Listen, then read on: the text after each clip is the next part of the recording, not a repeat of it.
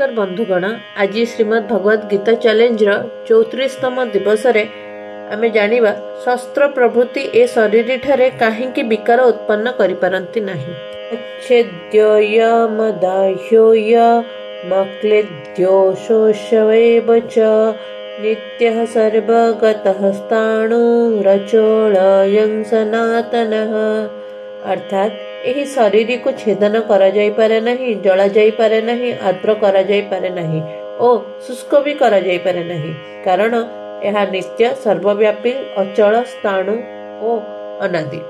शस्त्र यही शरीर को छेदन करि पारे नहीं। यार अर्थ नुहे जे शस्त्रर अभाव अछि बा शस्त्र चालनाकारी अयोग्य, बरं यार तात्पर्य है छेदन रूपक क्रिया शरीर ठारे प्रविष्ट होई पारे नहीं, तेणु यह अच्छेद्य।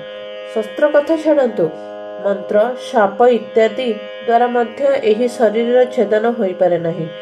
याज्ञवल्क्य प्रश्नर उत्तर न दे परिवारु तांको शापरे साकल्यंक मुंड कटिगला। एही प्रकारे देह तो मंत्र बा बाणी द्वारा कटि जाई पारे, किंतु देही सर्वथा अच्छेद्य। एही शरीर अदाह्य, कारण एथिरे जलिबार योग्यता नहीं। अग्नि तो दूरर कथा, मंत्र शाप इत्यादि रे भी एही देही जली पारे नहीं। दमयंती शापरु बिना अग्नि रे मध्य व्याध जली भस्म हो जाइतिला। जहा दाह्य ताहा एही प्रकार अग्नि शाप इत्यादि द्वारा जली पारे। देही रे दहन क्रिया आदौ प्रवेश करि पारे नहीं। ए देही अक्लेद्य, अर्थात एथिरे आर्द्र हेबार योग्यता नहीं। जल मंत्र शाप औषधि प्रभृति द्वारा यह आर्द्र होई पारे नहीं। सुनिबाकु मिले जे मालकोश राग गाइले पथर पानी हो जाए, चंद्र को देखिकी चंद्रकांत मणि तरली जाए, किंतु देही राग रागिणी द्वारा आर्द्र होई पारे नहीं। ही अशोष्य, एहा एपरि वस्तु नुहे जहाको वायु शुष्क करि परिबो, कारण एथिरे शोषण क्रिया प्रवेश करि परिबो नहीं।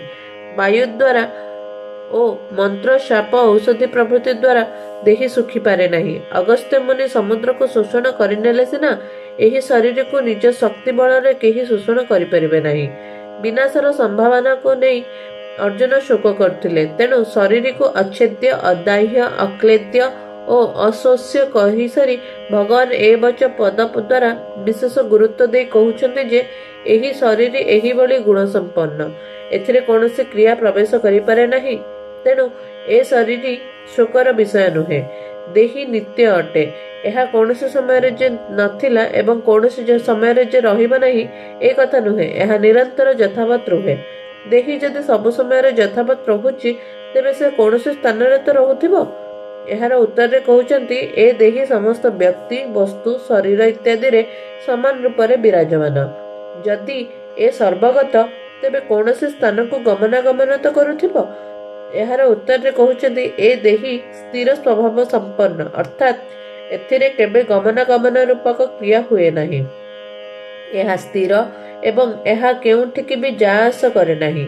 ए कथा तो सत, किंतु एथिरे कंपन तो हेउथिबो। जेपरि वृक्ष को आड़े जा आस न करी गोटे स्थान रहुथिले मध्य दोहलु थाए, सही परि एथिरे बा देही रे मध्य दोहलिबा क्रिया तो हेउथिबो। एहार उत्तर कहउछन्ते जे यह स्थाणु, अर्थात एथिरे केबे दोलन क्रिया हुए नहीं। देही अचल और स्थाणु ए कथा सत, किंतु यह केबे तो जात हेउथिबो। एहार उत्तर रे कहउछन्ते जे यह सनातन, अनादि और पुराण, ए कौनसी समय रे जे नथिला से कथा नुहे। संसार अनित्य, क्षणे मात्र स्थिर रुहे नहीं, किंतु जे शाश्वत, जोंथिरे केबे तिले मात्र भी परिवर्तन हेउ नहीं, सेही देही आडक दृष्टि आकर्षण करैबा नित्य पदर उद्देश्य। दृश्य, श्राव्य, पाठ्य ओ बोधगम्य होउथिबा प्राकृत संसार रे सर्वत्र परिपूर्ण होइथिबा तत्व आडक लक्ष्य कराइबा हेउछि सर्वगत पदर उद्देश्य। संसार समस्त वस्तु, व्यक्ति, पदार्थ प्रभृति चलायमान। एही चलायमानक ठारे थिबा जेउ तत्व निज स्वरूप रु केबे चलायमान बा विचलित हुए नहीं, ता आडक दृष्टि आकर्षित कराइबा अचल पदर उद्देश्य। प्रकृति ओ प्रकृतिर कार्य रूपक संसार रे प्रतिक्षण क्रिया बा परिवर्तन हेउछि। एतादृश परिवर्तनशील संसार रे क्रियारत, परिवर्तन रहित और स्थायी स्वभावयुक्त जो तत्व अछि ता आडक दृष्टि आकर्षण करिबा स्थाणु पदर उद्देश्य। प्रत्येक प्राकृत पदार्थ उत्पन्न ଓ ନଷ୍ଟଶୀଳ।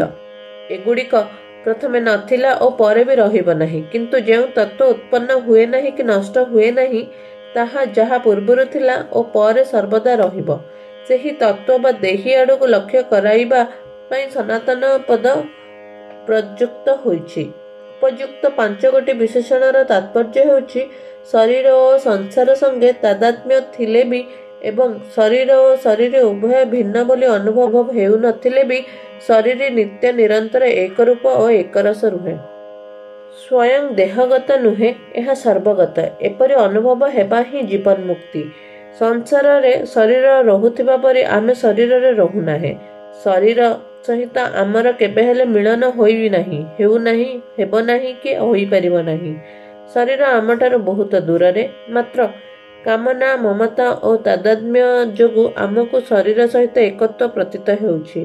ବାସ୍ତବରେ ଶରୀର ପାଇଁ ଶରୀର ଆବଶ୍ୟକତା ନାହିଁ। ଶରୀର ବିନା ମଧ୍ୟ ଶରୀର ସ୍ୱଚ୍ଛନ୍ଦରେ ରହିପାରେ। ଜୟ ଜଗନ୍ନାଥ।